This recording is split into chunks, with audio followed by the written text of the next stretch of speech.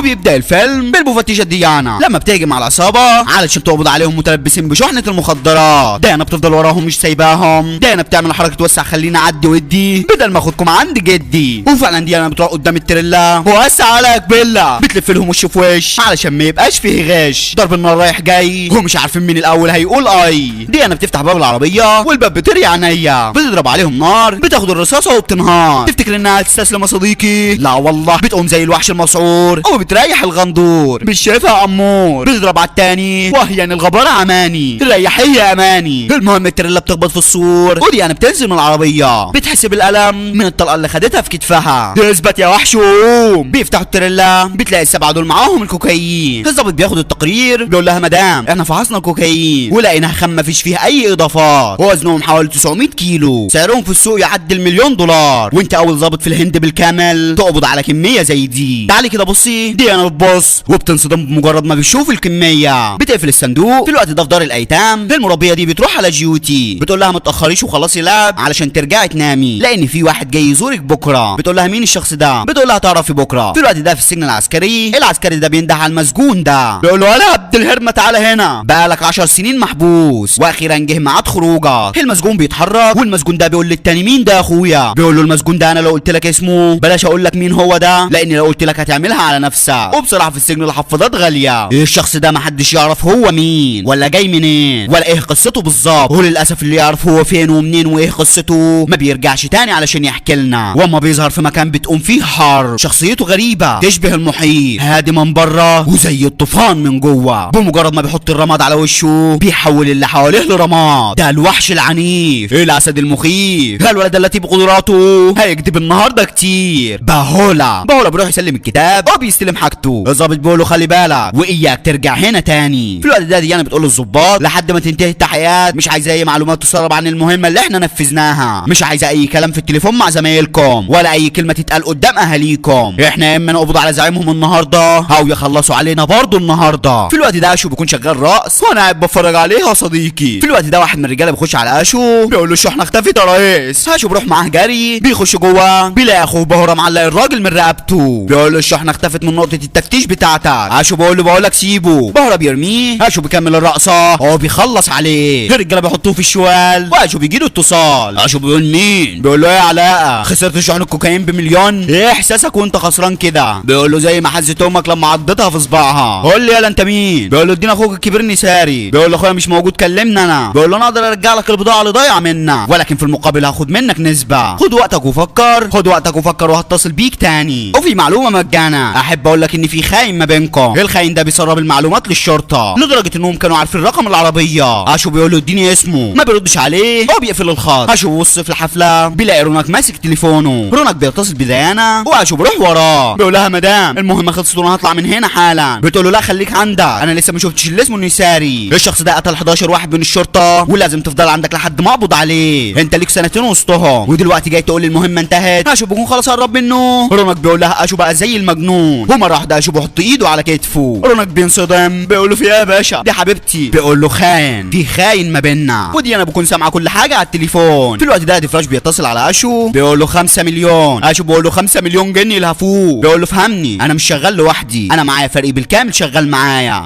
ناس من مكافحه المخدرات ومعايا ناس من مكتب المفتش العام وكل واحد هياخد حصته من ال5 مليون دول يعني مش انا اللي هاخدهم لوحدي. اشو بيفتح الصوت بيقول له اتفقنا. ديفراش بيقول له ديانا هي قائده الفريق بتفتش وراك من 3 سنين فاتوا. انا عندي معلومات كتير قوي عنها وما اقدرش اقولها على الواتساب هبعتها لك على برنامج تاني بعد ما تقرا الرسائل دي ابقى امسحها. بيقول له انا هخليهم عبره لغيرهم. قول لي اسم الديب اللي متنكر في لبس خروف وانا هقطع رقبته. بيقول له مكان الشرطه واسم الخاين ومكان الشحنه هقول لك عليهم ولكن هناخد وقت شويه لازم تكون صبور معايا. بيقفل التليفون. في الوقت نفسه الراجل ده بيوصل مركز الشرطه بيخش على العسكري بيقول له تحيا الهند انا اسمي انجاد وده كتاب التوظيف بتاعي. بيقول له انت جيت المكان الصح لان ده مركز جميع انواع الجرائم استغلال وسرقه ومخدرات عندنا كل حاجه. بيقول له انا بقالي 40 سنه في الشرطه. بيبص على ازاز المنكر بيقول له دي مش تبعي دي تبع العيال دول. في الوقت ده البنت بتخش عليهم والواد اللي شبه المسمار ده بيقول لها نانا فبترزقه بحته قلم محترم. شرطي بيقول لها ايه اللي بتعمليه ده؟ انت في مركز شرطه محترم. بتقرب منه منه. هو بتقول له ارجوك سيبهم. بيقول لها ازاي انا سيبهم؟ بتقول له دول طلبه. بيقول لها دي اشكال طلبه بيرقصوا ويسكروا في الشوارع، روحوا اقعدوا هناك لحد ما اخلص شغلي، وانت يا استاذ انجاد شوف لك مكان تقعد فيه لحد ما تيجي المفتش ديانا. في الوقت ده ديفراج بيتصل بالمفتش سينج، بيقول له ايه رايك لو بقيت مليونير بدون اي تعب هتعمل ايه بالفلوس دي؟ بيقول له انت تؤمرنا وبس يا فندم. بيقول له لازم تنفذها بالحر. بيقول له تمام. بيقول له تمام الكل وصل. بيقول له معظمهم وصلوا والباقي في الطريق. في الوقت نفسه المفتشه ديانا بتوصل، ومره واحده بتبص بتلاقي واحد في العربيه. بتقول له الظابط مين ده؟ بيقول لها لقيته وانا جاي على هنا، وزي ما انت شايفه في جرح على وشه، طلبت منه بطاقته ولكن كلمني من مناخيره، فزي ما انت شايفه كده ادبته شويه. بتبص له بيقول لها خلاص هخلص الاجراءات القانونيه واخرجه، بيسيبه وتمشي. في الوقت نفسه الراجل ده بيوصل وبيدي المخدر لسينج. في الوقت ده ديانا بتقول له اي جي انا خزنت شحنه الكوكايين في مكان بعيد، وكمان قبضت على السبعه اللي كانوا في العربيه. بيقول لها تفتكر ان المركز امان؟ بتقول له ما تقلقش ده اكتر مكان امان، المكان ده كان سجن ايام الاحتلال البريطاني، هيكله هيكل حجري متين، في تحته مبني سرداب، يعني مستحيل اي حد يعرف يخش المبنى ده. بيقول لها طيب وعرفتوا اصحاب الشحنه؟ بتقول له البضاعه دي بضاعه عصابه سكه. بيقول لها عصابه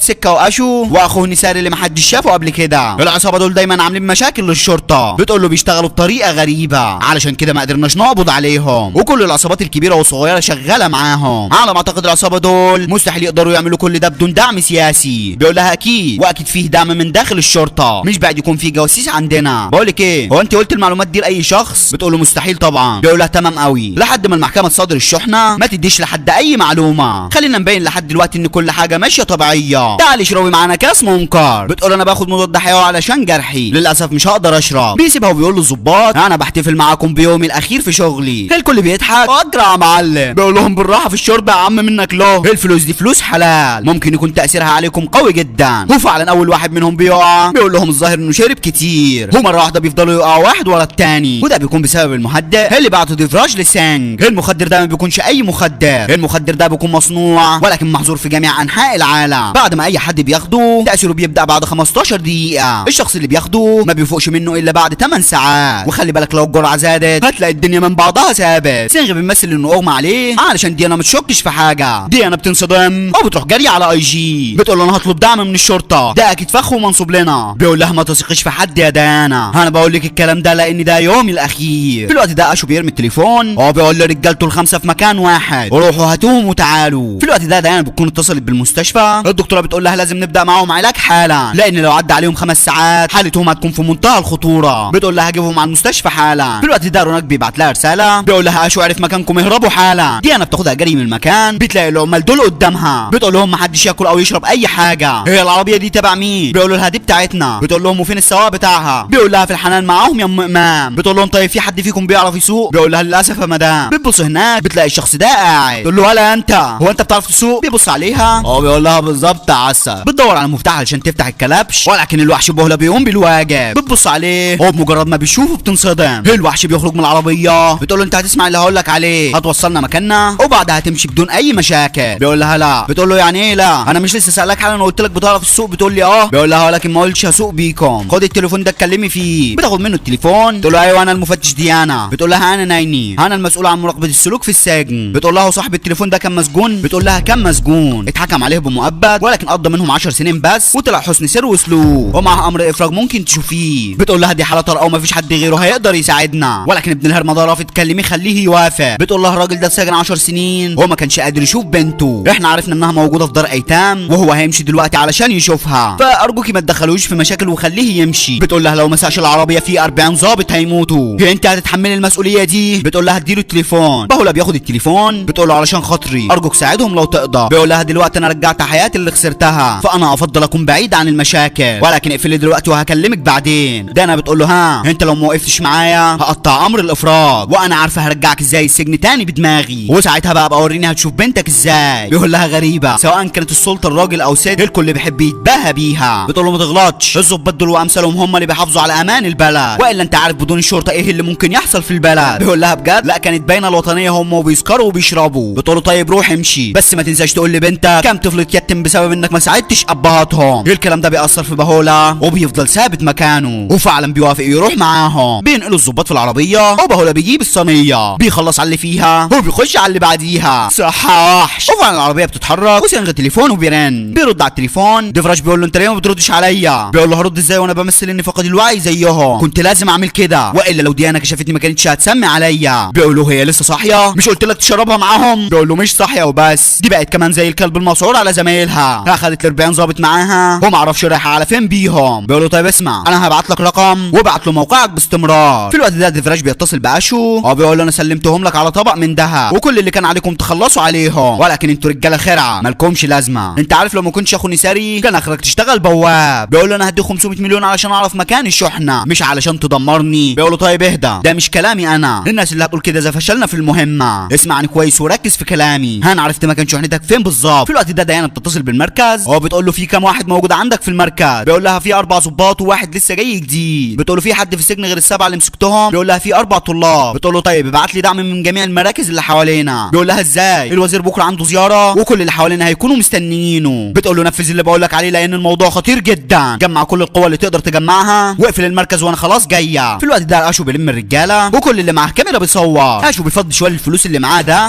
بيقول للناس ده عقد مفتوح ب100 مليون، لو عملتوا اللي هقول لكم عليه مش هتحتاجوا لا الشغل ولا المرمطه تاني. في 5 اشخاص موجودين على التريلا تخلصوا عليهم كلهم وعايز زعيمتهم حيه. وفعلا الرجاله بيبعتوا الفيديوهات اللي هم صوروها لجميع العصابات في كل مكان، بيقول لهم اياكم تنسوا اهم حاجه تجيبوا لي الزعيمه حيه لانها هي اللي هتقول لنا مين الخاين اللي وسطنا. رونق بيبص عليه بيكون في منتهى الرعب بيبعت رساله لديانا بيقول لها غير الطريق لانهم عرفوا مكانكم. وفعلا العصابه بتكون محوطاهم من كل اتجاه. جيوتي بتكون صاحيه وبتفكر مين اللي جاي يشوفها بكره. في الوقت نفسه العساكر بتمشي من المركز واشو بيجهز الرجاله بيقول لاخوه بهوله خليك هنا وبلغ اخونا باللي حصل لما يرجع وبلغ التفاصيل لكل العصابات وقول لهم بيقول لكم اشو دوروا على الظباط دول في كل مكان في المدينه. اشو بيركب العربيه، رانك بيقول له على فين؟ بيقول له عرفنا مكان الشحنه. وفعلا بيتحركوا وديانا بتتصل على المركز. انجد بيرد عليها بتقول له قفلت ابواب وشبابيك المركز؟ بيقول لها بالظبط يا فندم. بتقول له خلاص ما تنساش تطفي النور. بيقول لها هو انت ليه محسساني انك انت بتتصلي بالبيت؟ ده مركز شرطه محترم. بتقول له يا حيوان انا المفتش ديانا، فين الواد مشرى؟ المركز ما فيهوش حد خالص الا انا. بتقول له ازاي يعني وانت مين بالظبط؟ بيقول لها انا انجد اتنقلت جديد النهارده ولكن لسه ما استلمتش الشغل رسمي. بتقول له انت عندك كام سنه؟ بيقول لها 55 سنه. بتقول له طيب اسمع انت خدمتك بدات من النهارده. بيقول لها بس انا مش معايا سلاح. بتقول له شجاعه مش محتاجه سلاح. اسمعني كويس، في حاله طارئه معايا وهرجع المركز بعد ساعتين من دلوقتي، اياك تدخل اي حد المركز لحد ما اوصل عندك. خد رقمي ولو في اي حاجه اتصل بيا. وفعلا بياخد الرقم وبيستلم الشغل. في الوقت ده سينغ بياخد سيلفي مع الظابط وبيروح يتصل ببهوره بيقول له تعالى لنا على العنوان اللي بعته لك ده. بيقول له خلصانه. في الوقت ده انجد بينفذ الاوامر وبيقفل الابواب بالمكاتب والدولابات. في الوقت ده جيوتي بتتصل بباباها ولكن ما بيردش عليها. بنته بتحاول تتصل بيه مره تانية واخيرا بيرد وبيقول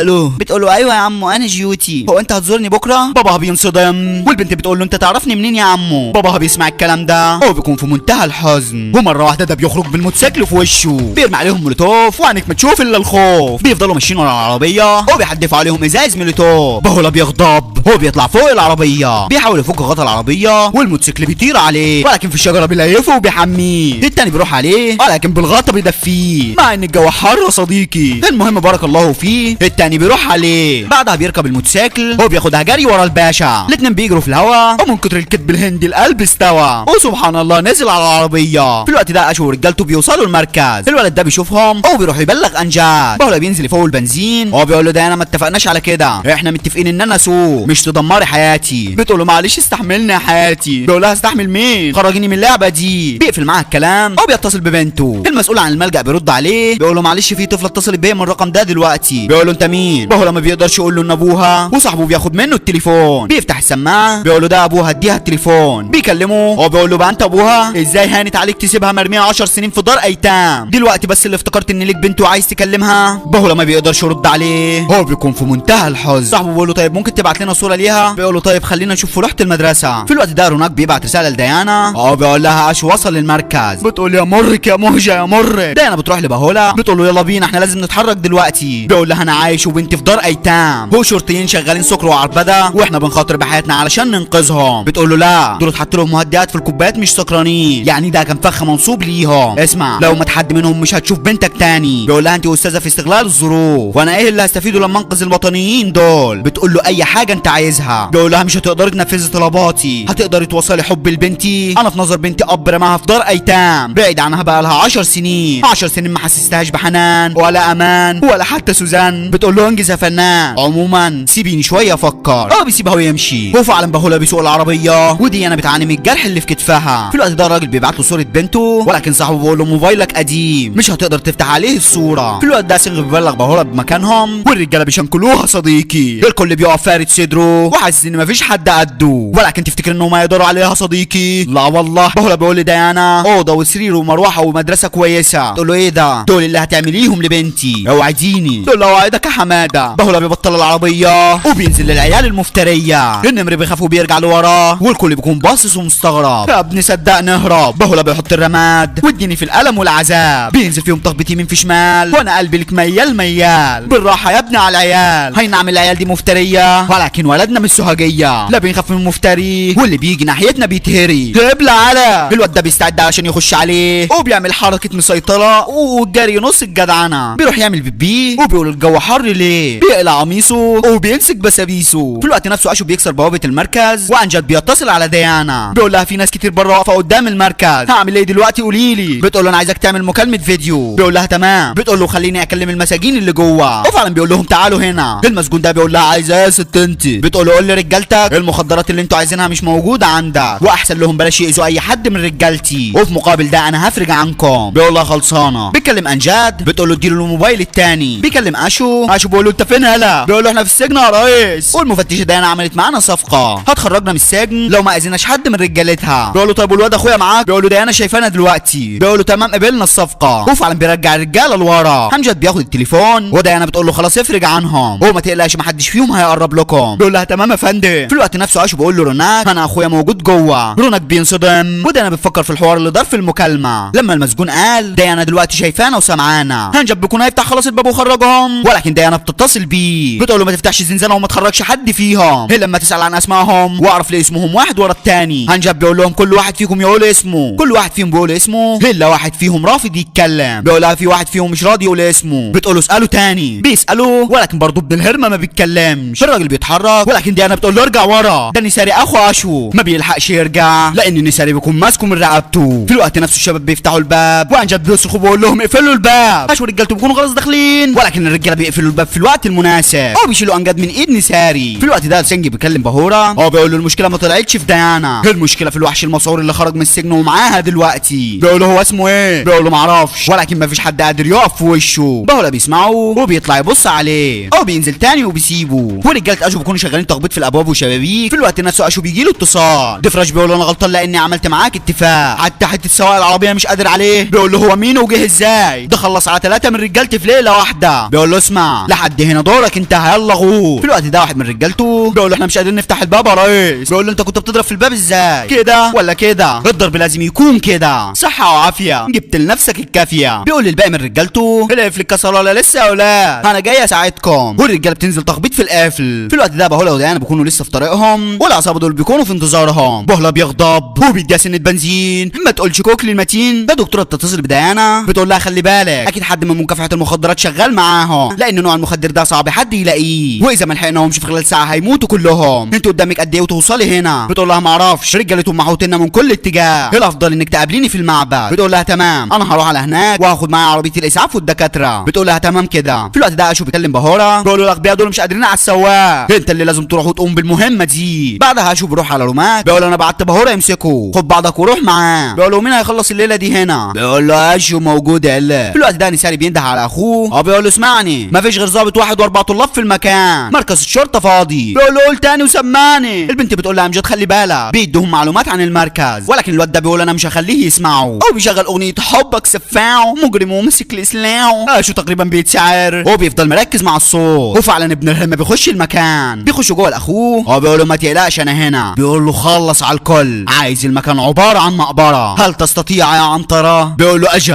اديني الخنجره. اشو بيخش عليهم بيقول لهم ليه قافلين الباب؟ هدوني المفاتيح بسرعه. امجد بيمسك المفتاح اشو بيروح له وبيمد ايديه بيقول له حنن يا حاج، ولكن ابن الهرمه بيدي الواحده بالشاكوش. كلهم بينزلوا تخبط في بعض ومفيش حد فيهم قادر على التاني، بيتلموا عليه وبيمسكوه وفعلا بيقدروا يربطوه. في الوقت ده الفراش بيتصل بسنج بيقول له المفتشه ديانا غايبه عن الوعي. بيقول له خلص عليها. بيقول له يا فندم مش هقدر لان عندي انزلاق غضروفي في صباعي. بيقول له احنا لو ما خلصناش على ديانا كلنا هنروح في داهيه. سنج بيبص على السكاكين وبيكون ميت من الخوف مسكين. في الوقت ده كراتشي بيقول لبهولا انت خلصت على 70 واحد في ليله واحده. انت مين؟ بيقول له انا اللي فات من عمري سنين. بيقول له انجز وقول لي يا ابن الكدابين. بيقول له انا اللي كنت عناوين الجرايد بسبب فسادي وفي يوم قابلتها وبدأت احس ان الحياة نعمة. سبت كل حاجة علشان خاطرها، ولكن زي ما بيقولوا لازم الواحد يدفع تمن اعماله. بيسرح ويفتكر اللي كان ايام زمان، ايام ما كان مع حبه القديم. فضل يروح وراها كل مكان، وفي اي مكان بيظهر لها بيفضل وراها لحد ما بتقع في حبه وبتركب معاه العربية. ولكن الشخص ده تعدى عليها وكان عايز يعمل ويسوي فيها، ولكن على مين؟ ما يعرفش ان حبيبها ابن كدابين. هبلة على بتمسكه وهو حاطط السلاح في بق الراجل، وبعدها بتسيبه وتمشي. بيرجع يقابلها تاني وبيديها السلاح بتاعه. هو بيقول لها وعد مني مش هخش في اي مشاكل تاني. وفعلا بيتجوزوا وبيعيشوا في تبات ونبات، ولكن القدر بيبعت لهم الوحش ده. هو بياخدها منه وبيخلص عليها. حست ان فراقها كان عقاب ليا، ومش هينتهي العقاب ده الا لما اموت. فكرت اعيش في السجن طول حياتي لحد ما عرفت في يوم ان في حته منها مستنياني. بيقول له انت اصلا شفتها يوم ما اتولدت ولا لا؟ بيقول له للاسف لا. كارتش بيسيبه ويمشي، والمفتشه ديانا بتقعد جنبه. بولا بيطلع الصور ده، هو بيقول لها لو حصل لي اي حاجه ادي الصور ده لبنتي وقول لها دي من ريحه ابوكي. ديانا بتاخد الصور منه، هو بتقول له الناس مش هتنسى اللي انت عملته للبلد، هلمك نفس المي. انا خدت رصاصتين قبل كده وانا حامل. عموما انت لازم تجمد يا وحش، لانك انت اللي هتديها لها بنفسك، وانا مش ههدى الا لما اجمعكم ببعض. وبتدي له الصور تاني، وهنا دول بيكونوا عايزين يخشوا دنيا، ولكن ساري بياخدوا على الاخره. هو بيخلص عليها صديقي. هاشو بياخد المفتاح ببقه وانجد بيدقه. في الوقت ده عربيات الاسعاف بتوصل، وسنغ بيروح لديانا بيقول لها انا كويس ما شربتش كتير، ولكن ديانا بتستغرب عليه. في الوقت ده بهورا بيوصل، وبهورا بيروح عليه. سنغ بيطلع السكينه وبيديله ضربه متينه، ضربه بتطيره في الهواء وبينزل على الارض ما شايفش حاجه تاني. بهورا بيمسك ديانا وبيديها واحده استرفنتش، بتقعد على الارض. بيمسكها من شعرها وبيضربها في العربيه. بيحط رجله على كتفها، هو بيقول لها فين شحنه المخدرات؟ روناك بيقول له سيبها لي. بيروح عليها، هو بيقول لها خد المسدس اللي في جنبي. بتقول له لا يا برنس انت مهمتك انتهت. روناك بيقوم وبيبص على بهورا. بهورا بيقول له انا عايز اسالك سؤال، لما دخلت كليه الشرطه كان شكلك كده يا روناك؟ بيقول له ما اسميش روناك، اسمي عباس علي، الاول على دفعتي واديني على اخرتي. وفعلا بهورا بيعلقه وعلى الاخره بيزحلقه. في الوقت ده بهورا بيجي له تليفون، والشخص اللي بيكلمه بيقول له اخوك اتقتل. بهورا بيتجنن، هو بيقول لهم هاتوا الظبطه دي معانا وارموا الواد اللي معاها ده في البير. بيسيبهم ويمشي. غلبانين ما يعرفوش ان احنا معانا وحش عنيف، اسد مخيف لوحده قادر يوقع جيش. بهولا بيرفع العمود ده من على الارض. ما تقولش العبد لله في عز شبابه، ولكن اولاد الهرمه بيحوطوهم من كل اتجاه. تفتكر ان ده هيفرق معاه؟ قولها معاه صديقي. لا والله الوحش ابن الجحش بيرميهم في البير. بيحط الرماد على وشه وبيمسك السهم ده وبينزل تخبط فيهم بكل غباء. بيخلص عليهم بالكامل، وسنغ بيبص عليه، ولكن بهولا بيجيبه من قفاه. بيحاول يجرب، ولكن على مين؟ بيدي الواحده بيبعتوا عند ام امين. بهولا بيكون معاه ديانا في العربيه، وبهولا بيكون قدامهم بالموتوسيكل. بهولا بيقول للسواق خلص عليه. الاتنين بيخشوا على بعض. بهولا بيطير في الهواء وبينزل بالسهم بتاعه على العربيه، ولكن ابن الهرمه بيضرب عليه بسلاحه. ولكن على مين؟ ده في نفس قدرات الحاج مختار، لا نار ولا حديد. احنا خلاص اكلنا لحمه العيد. يعني يا صديقي شديد. ديانا بتلف الحزام على ابن حنان، والعربيه بتخبط في الشجره بيهم. بهولا بيدير واحده ورا الثانيه وبينزل تخبط فيه لحد ما بيكسر عظمه. وبهولا بينزل في بهولا تخبط يمين في شمال. وبهولا ما بيكونش عارف يعمل معاه اي حاجه. تفتكر ان الوضع ده هيستمر يا صديقي؟ لا والله. بيرفع عليه السكينه وبيكون خلاص هيضربوه، ولكن بهولا بيديله القضيه في الحته الفاضيه. بيرفعه لفوق وبيخلص عليه. في الوقت ده العصابات كلهم بيتحدوا وبيكونوا في طريقهم للمركز. في الوقت ده بهولا وديانا بيوصلوا المركز، وبهولا بيخرج الطلبه من جوه، وبيرجع تاني يبص على نساري ورجالته. نساري بيبص عليه وبيحط ايده على وشه وبيرجع لورا. الرجاله بره بيخلعوا الباب، ولكن ما يعرفوش ان اللي مستنيهم هباب. بيخشوا بالعربيه بيلاقوه ماسك الحته المفتريه. هبل على وسع على. بهولا شغال تفجير وتدمير. خش عليهم يا ابن المجانين. ديفراش بيخش الحمام، وبهولا بيكون مخلص عليهم بالكامل. الاسعاف بتوصل للقسم وبتلم الجثث اللي في المكان. ديانا بتقول له قوم، بيقولها على فين؟ بيبص بعيد بيلاقي بنته واقفه بص عليه. بياخدها بالحضن، ما بيكونش مصدق انها بين ايديه. وبكده بهولا خلص اللي مطلوب منه، وهنا بينتهي الفيلم. استنى يا صديقي، لانك انت ما خلصتش اللي مطلوب منك. ما تنساش تشترك في القناه وتفعل زر الجرس وتخش تاخد لفه في القناه، وحط لايك لو الفيديو عجبك. اشوفك الفيديو الجاي يا قمر. سلام.